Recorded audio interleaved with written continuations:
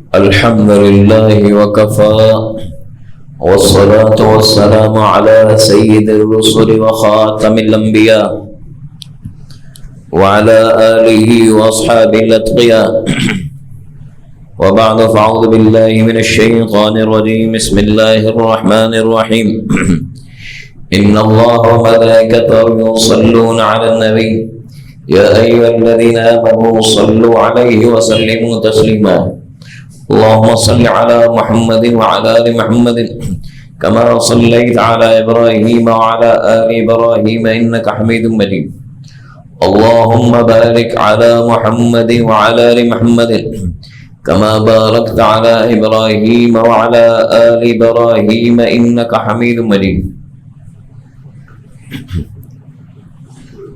محترم حضرات، اللہ تعالی اپنی کتاب میں ابتدا میں ان لوگوں کا ذکر فرماتا ہے جو دنیا و آخرت میں کامیاب لوگ ہیں. یہ انتہائی اونچے لوگ ہیں، یہ انتہائی اونچے لوگ ہیں جن کا ذکر فرمایا اولئک علی ھدی من ربہم واولئک هم المفلحون. یہی لوگ صحیح راستے پر ہیں اور یہی لوگ دنیا آخرت میں کامیاب ہیں. بہت اونچے لوگوں کا ذکر کیا، اب ساتھ ان لوگوں کا ذکر بھی کر دیا شروع میں ہی تاکہ آدمی سمجھ جائے. جو اہم چیز ہوتی ہے پہلے بتا دی جاتی ہے، اہم چیز پہلے بتا دی، کامیابی کا اور دنیا آخرت میں بامراد ہونے کا راستہ یہ ہے. اور اس کے ساتھ اہم چیز یہ بتا دی کہ نامراد اور ناکام لوگ کون ہیں اور سب سے زیادہ خطرناک لوگ کون ہیں. خطرناک کا مطلب جو خطرے میں ہیں، خطرے میں ہیں، سب سے زیادہ خطرے میں اور سب سے زیادہ نقصان لوگ، وہ بھی شروع میں بتایا. وہ کون لوگ ہیں؟ فرمایا ختم اللہ علی قلوبہم وعلی سمعہم وعلی ابصارہم غشاوہ ولہم عذاب عظیم. سب سے خطرناک وہ لوگ وہ ہیں جن کے دلوں پہ مہر لگ گئی. سب سے خطرناک لوگ وہ ہیں جن کے کانوں پہ اور جن کے آنکھوں پہ پردہ ہے. یہ سب سے خطرناک لوگ ہیں. یہ خطرناک لوگ سب سے اللہ تعالیٰ خود ان کا بتاتا ہے. یہ خطرناک لوگ ایسے ہیں کہ ہدایت اور ایمان کی مجلس میں بیٹھ کے بھی فائدہ نہیں پاتے. سب سے عظیم مجلس، سب سے عظیم صحبت دنیا میں محمد رسول اللہ صلی اللہ علیہ وسلم کی ہے. اس سے عظیم صحبت اور مجلس دنیا میں نہ ہے نہ ہوگی. بہت بڑی نعمت. لیکن کچھ لوگ ایسے ہیں جو اس نعمت اور صحبت میں رہ کے بھی محروم ہوئے. کیوں؟ اس لیے اس انتظار میں انسان نہ رہے کہ میں تو ہدایت کے راستے پہ چلوں نہیں، ہدایت کی طلب میں اختیار نہ کروں اور کوئی ایسی کرین آ جائے مجھے پیشانی سے پکڑ کے ہدایت پہ چلا دے. ایسے نہیں ہوتا. کوئی کرین نہیں ہے جو اٹھا کے اس کو ہدایت کے راستے پہ ڈال دے گی. ہدایت کے راستے پہ خود ڈلنا پڑے گا. ورنہ وہ لوگ جن کے اندر ہدایت کی طلب نہیں، وہ رسول کریم صلی اللہ علیہ وسلم کی مجلس جو انسان کو اتنا اونچا درجہ دیتی ہے کہ ایمان کی حالت میں رسول پاک صلی اللہ علیہ وسلم کی صحبت اختیار کر لی اور ایمان پہ اس کا خاتمہ ہو گیا، تو قیامت تک آنے والے اس کے بعد والے لوگ اس کے برابر نہیں ہو سکتے درجے میں. یہ اتنی اونچی نعمت ہے. لیکن جن کے دلوں میں طلب نہیں تھی وہ اس مجلس میں بیٹھ کے بھی محروم رہے. اللہ کے رسول صلی اللہ تعالیٰ خود فرمایا یہ منافق لوگ ہیں جن کے دل میں ایمان نہیں تھا. چنانچہ یہ بات سورۃ محمد میں بیان کی آیت نمبر 15 و 17 میں وَمِنْهُمْ مَنْ يَسْتَمِعُ إِلَيْكَ. کچھ لوگ ایسے ہیں جو آپ کی مجلس میں بیٹھ کے نظر تو یہ آتا ہے کہ غور سے سن رہے ہیں آپ کی باتیں، لیکن کیونکہ آپ کی مجلس میں ہمیشہ منظر ایسے ہوتا تھا کہ سبھی صحابہ کرام بہت غور سے آپ کی بات سنتے تھے. تو یہ منافق لوگ بھی آپ کی بات آ کے ایسے ہی توجہ سے سنتے تھے. توجہ لگائی ہوتی تھی، حقیقت میں توجہ لگائی ہوتی، کان لگائے ہوتے تھے. حتی اذا خرجوا من عندك قالوا للذین اوتوا العلم ماذا قال آنفا. لیکن دل میں ہدایت کی طلب نہیں ہے، تو جب آپ کی مجلس سے اٹھ کے جاتے ہیں تو باقی صحابہ سے پوچھتے ہیں کہ حضرت نے ابھی کیا مجلس میں فرمایا تھا، حضرت نے ابھی مجلس میں کیا فرمایا تھا. اس کا مطلب ہے کہ وہ آپ کی مجلس میں بیٹھ کے کان تو لگائے ہوئے ہیں لیکن آپ کی بات ان کے دل میں نہیں آ رہی، اور اٹھ کے پوچھ رہے ہیں کیا فرمایا. فرمایا اولئک الذین طبع اللہ علی قلوبہم. ان لوگوں کے دلوں پہ اللہ نے مہر لگا دی. اللہ نے کیوں مہر لگائی؟ یہ بہت خطرناک لوگ ہیں، بہت خطرناک لوگ ہیں. رسول کریم صلی اللہ علیہ وسلم کی مجلس سے بھی ان کو فائدہ نہیں ہوتا، پھر ان کو کیا فائدہ ہوگا؟ دنیا میں ان کو کچھ بھی فائدہ نہیں دے سکتا. فرمایا یہ لوگ، ان کے دل پہ اللہ نے مہر لگا دی. وَاتَّبَعُوا أَهْوَاءَهُمْ. اللہ خود مہر نہیں لگاتا، یاد رکھنا. اللہ ایسے ضرور نہیں. وَاتَّبَعُوا أَهْوَاءَهُمْ، اس لیے کہ یہ اپنی خواہشات کے پیچھے چلنے والے لوگ ہیں. خواہشات کے پیچھے چلنے والے لوگ ہیں، رسول کی بات سننے اور ایمان لانے کے لیے تیار نہیں، کیونکہ رسول کی بات سننے اور ماننے میں ان کی خواہشات پہ چوٹ پڑتی ہے. تو یہ خواہشات بہت بڑی رکاوٹ ہیں، اور یہ خواہشات کی پیروی ان کو اتنا ناکارہ بنا دیتی ہے کہ رسول کریم صلی اللہ علیہ وسلم کی مجلس میں بیٹھ کے آپ کی بات ان کو سمجھ میں نہیں آتی، اور باہر نکل کے کہتے ہیں کہ حضرت نے کیا فرمایا. فرمایا ان کے دل پہ مہر لگ گئی. اس لیے یاد رکھنا، یہ کبھی خیال نہ کرنا کہ اللہ ہمیں پکڑ کے بس ہم چاہیں نہ چاہیں ہدایت کے راستے پہ ہم چل پڑیں. ایسا نہیں ہوتا، ایسا نہیں ہوتا. ہدایت کی طلب دکھانی پڑے گی. رسول کریم صلی اللہ علیہ وسلم کی مجلس سے، صحبت سے بڑی کوئی نعمت نہیں، جس نے لوگوں کو کہاں سے کہاں ایمان کی درجات پہ پہنچا دیا. لیکن وہاں بھی اس مجلس میں بھی جو طلب کے بغیر بیٹھے وہ ایمان سے محروم رہے، منافقین تھے. خود اللہ نے فرمایا والذین اہتدوا زادہم ھدی. جو ہدایت کے راستے پہ چلنے کی کوشش کرے گا ہم اس کو ہدایت میں آگے بڑھائیں گے. یہاں کوشش ہے، لیکن آج افسوس یہ بات اللہ نے شروع میں بتا دی. کوشش کرنی ہوگی، ہاں، ورنہ ایسا نہیں ہوگا خود ہو جائے. خود نہیں ہوتا. توبہ کی طرف آنا ہوگا، ہدایت کی طرف آنا ہوگا، ایمان کی طرف آنا ہوگا، کوشش کرنی ہوگی، ان راستوں کو اپنانا ہوگا. ورنہ خواہشات کی پیروی پہ رہے تو پھر مہریں لگ جائیں گی، پھر واپسی کا راستہ نہیں. اس لیے یہ انتہائی ناکام سوچ ہے کہ انسان ہدایت کے راستے پہ چلنا نہ چاہے اور کہیں دعا کرتے ہیں ہمیں ہدایت مل جائے. دعا کرتے نہیں، ہم گناہ گار لوگ ہیں، دعا کرتے ہیں ہدایت مل جائے اور خود چلے نہیں. آپ بتائیں، رزق کے لیے، روزی کے لیے سارے کوشش کرتے ہیں. آپ نے کبھی کسی عقل مند یا دانا آدمی کو دیکھا ہے کہ گھر میں سویا رہے اور بیٹھا رہے اور رزق روزی تلاش کرنے کے لیے باہر نکلے ہی نہیں، کوشش نہ کریں اور کہے دعا کریں اللہ مجھے روزی دے دے؟ ہر آدمی یہ دعا تو کریں گے لیکن روزی کی طلب کے لیے تجھے نکلنا پڑے گا، کوشش کرنی ہوگی، دعا تبھی کام ہوگی. رزق کے لیے تو ہم نہیں ایسے کہتے کہ آپ دعا کریں اللہ مجھے روزی دے دے، روزی کے لیے کوشش نہ کریں. لیکن ہدایت کے لیے کہتے ہیں کہ آپ دعا کر دیں ہدایت مل جائے اور ہدایت کے راستے پہ نہ چلیں.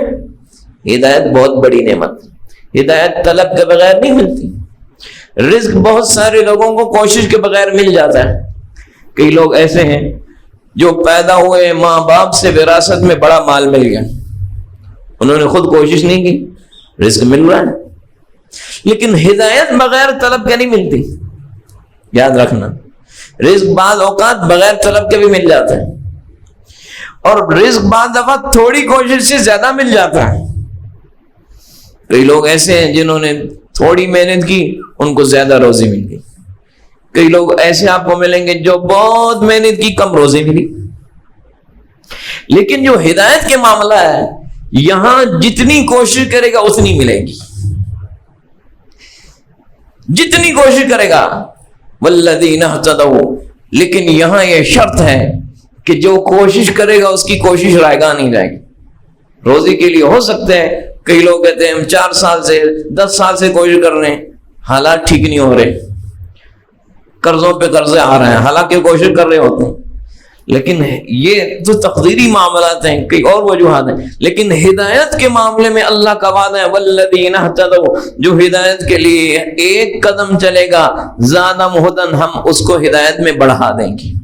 چلو تو صحیح. وآتاہم تقواہم، تقوی اس کو دیں گے.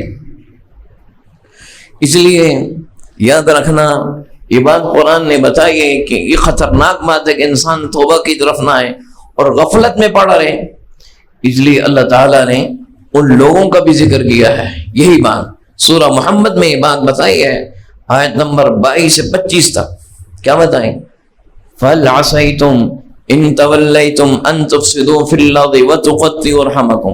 یہ اللہ تعالیٰ قرآن کی ایک آیت میں نہیں پڑھی، اس کی تشریح اور آیتوں سے کر رہا ہوں. قرآن کی اور آیتیں بتا رہی ہیں، اس کی وضاحت کر رہی ہیں کہ جو مہر لگتی ہے نا، یہ مہر کیوں لگتی ہے اور کیوں کیسے لگتی ہے، یہ اس کی وضاحت کر رہا ہوں.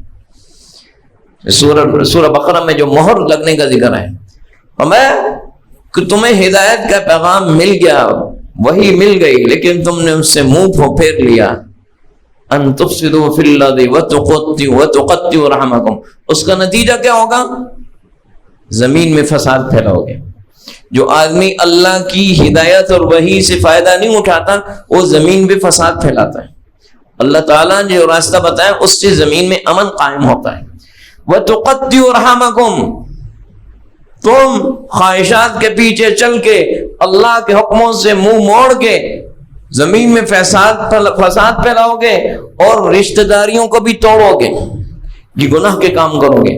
جب تم ایسے گناہوں کے کاموں میں پڑ گئے، اولئک الذین لعنہم اللہ، زمین میں فساد پھیلانے والے، رشتہ داریاں توڑنے والے، بربادی زمین میں کائنات پیدا کرنے والے، اولئک الذین لعنہم اللہ، ایسے لوگوں پہ اللہ لعنت کرتا ہے. فَأَصَمَّهُمْ وَأَعْمَى أَبْصَارَهُمْ، ایسے لوگوں کو اللہ بہرا بھی کر دیتا ہے، ان کی آنکھوں کو اندھا بھی کر دیتا ہے. اللہ نے کیوں آنکھوں کو اندھا کیا؟ اس لیے کہ انہوں نے ہدایت کے راستے سے منہ موڑا. قرآن یہ بتا رہا ہے انہوں نے زمین میں فساد پھیلایا، انہوں نے رشتہ داریوں کو توڑا، انہوں نے جب بربادی پھیلائی اللہ نے سزا میں ان پہ لعنت کی، ان کو بہرا اور اندھا کر دیا. فرمایا افلا یتدبرون القرآن، یہ لوگ قرآن میں غور کیوں نہیں کرتے؟ ام علی قلوب اقفالها، کیا ان کے دلوں پہ تالے لگ گئے؟ اللہ یہ بھی بات بتا رہے ہیں. قرآن جو ملا ہے غور کرنے سے فائدہ ہوگا، غور کرنے کے بغیر ہدایت نہیں کھلے گی، اس پہ غور کرنا ہوگا. اگر ایک آیت پہ بھی غور کر لیا جائے اور اس کو زندگی میں انسان سوچتا رہے، عمل کرتا رہے، تو وہ ایک آیت بھی انسان کو کامیاب کر دیتی. جیسے صحابہ نے بعد نے کہا یہ ایک آیت مجھے کافی ہوگی، فرمایا بس کافی ہوگی، یہی آیت کافی ہے اگر تم اس کو سمجھ لو. کیا؟ فَمَن يَعْمَلْ مِثْقَالَ ذَرَّةٍ خَيْرًا يَرَهُ وَمَن يَعْمَلْ مِثْقَالَ ذَرَّةٍ شَرًّا يَرَهُ.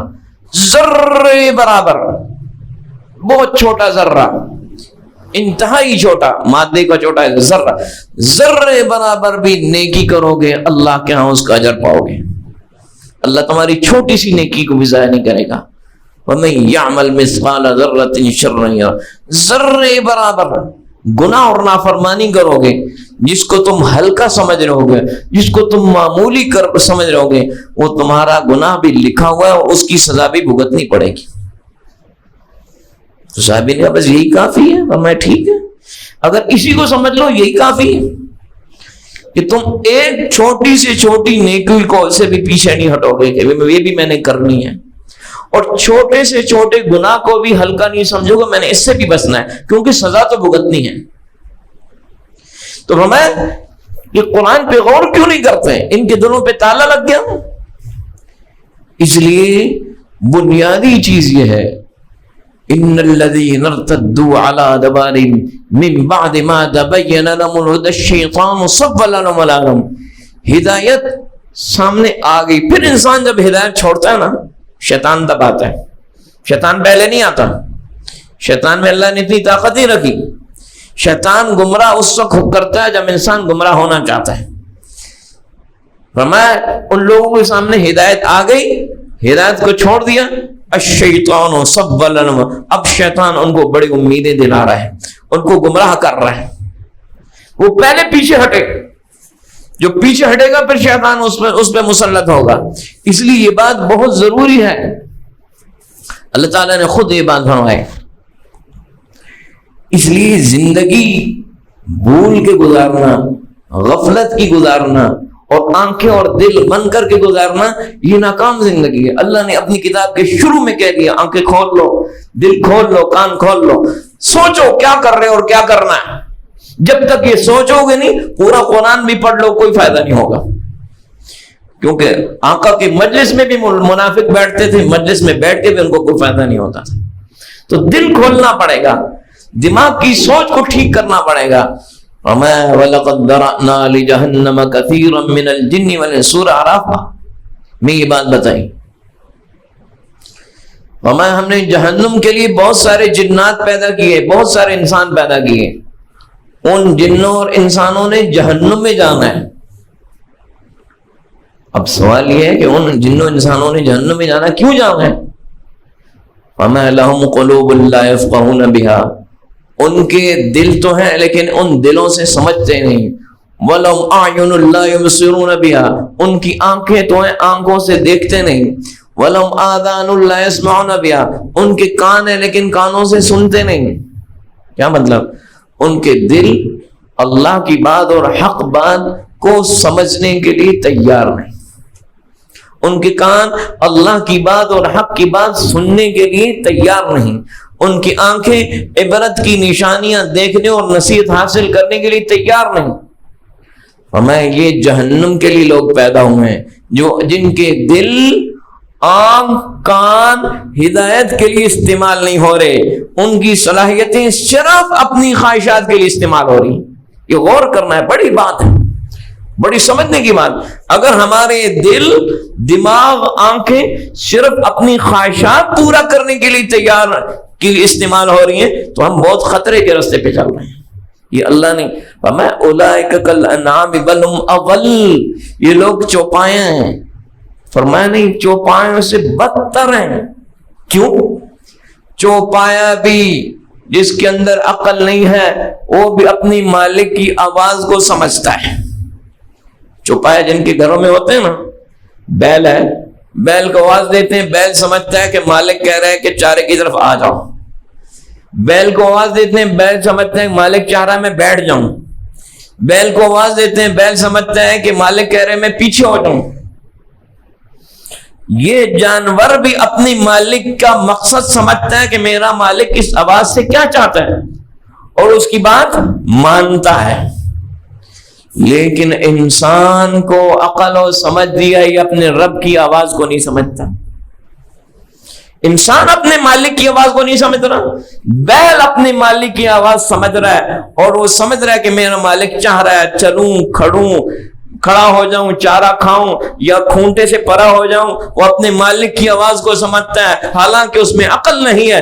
انسان میں تو عقل ہے, اپنے مالک کی آواز کو کیوں نہیں سن رہا, کیوں نہیں سمجھ رہا؟ بل ہم اضل, فرمائے یہ چوپائے سے بدتر لوگ ہیں.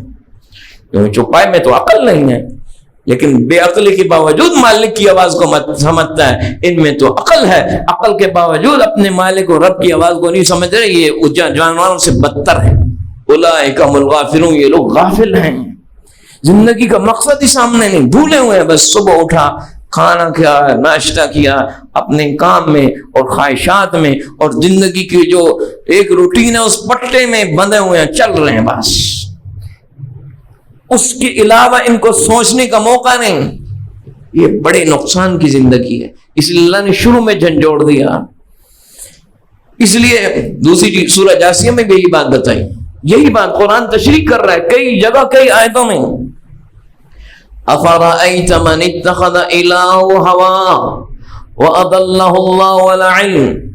فرمایا آپ نے اس آدمی کو دیکھا ہے جس نے اپنی خواہش کو الہ بنا لیا.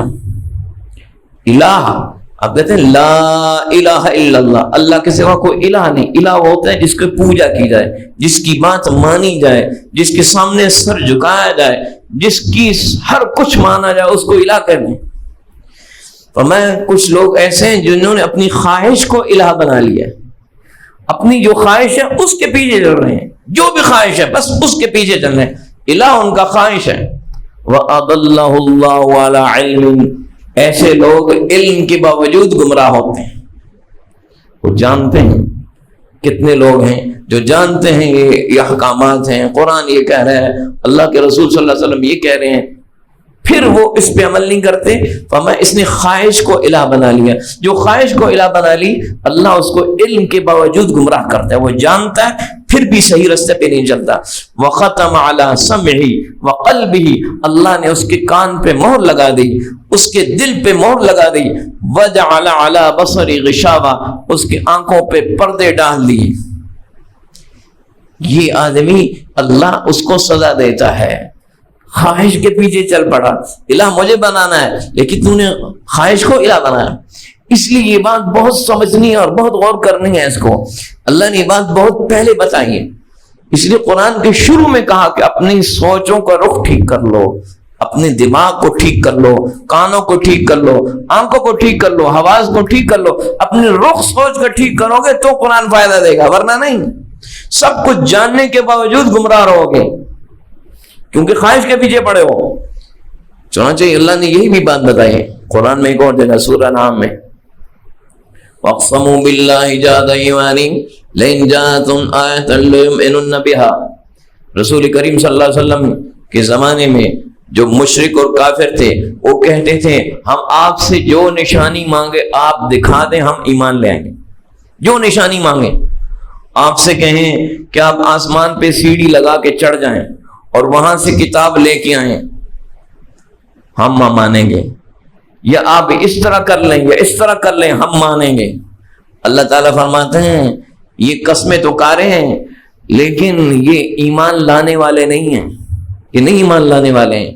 وَنُقَلِّبُ أَفْئِدَتَهُمْ وَأَبْصَارَهُمْ كَمَا لَمْ يُؤْمِنُوا بِهِ أَوَّلَ مَرَّةٍ. پہلی دفعہ جب انہوں نے ہدایت سنی سمجھ گئے کہ ہدایت ہے، پتہ چل گیا کہ صحیح راستہ ہے.